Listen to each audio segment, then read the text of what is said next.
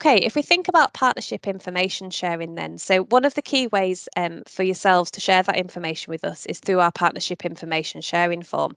Now, this is on our website. It's a key way for professionals, it's a safe way to share that information. It might be around a concerning incident, it might be about suspicious activity, it might be something you've seen an unusual exchange between two or more people, but it's something that makes professionals feel uncomfortable. We have that on the front page of our partnership website. I've put together a list of questions that I often get in terms of partnership information sharing. So a lot of partners often worry if they need consent to submit intelligence. They don't need consent. It's not the same as trying to submit a referral for a young person. You don't need consent. Sometimes people worry that the information they're sharing will undermine or spoil the relationship with the person they're submitting intelligence about.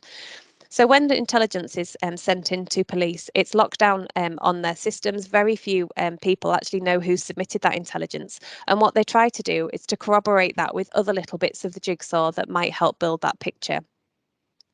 Again, people often worry if they share the information, will everybody know who submitted it? No, chances are 99.9% of the time, the local PC that attends your school, they wouldn't know it was you that submitted it. The people who attend your meetings, whether you go to Child in Need, Child Protection, they don't know who submitted that intelligence either. It's graded, it's sanitized, so that people don't know that. We've got a 1-minute guide as well.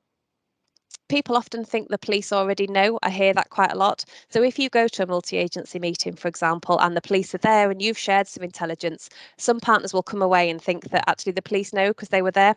So it's always beneficial if that happens that you just clarify with that police officer whether they're going to submit that intelligence or whether you need to.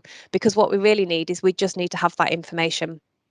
I think sometimes partners also worry about what is useful or relevant to share. So Detective Chief Inspector Lorraine Crossman has created for us a frequently asked questions with some guides around what type of information they'd want and how they would want it presented. So we're going to put that up for you so that you can read that, you can see that. And again, please share that with your teams. The one thing I've noticed actually across working with a number of our primary schools in our Mace arena is just actually how much intelligence and information their staff have, either what you're seeing in your community. So for example, a particular park area that might be adjacent to your school, times and dates when you think there's drug dealing going on there, or there's young people in the park and you're concerned about what's going on. All that intelligence is really helpful, and the partnership information sharing form is a way of us being able to understand that and us being able to put those pieces of the jigsaw together.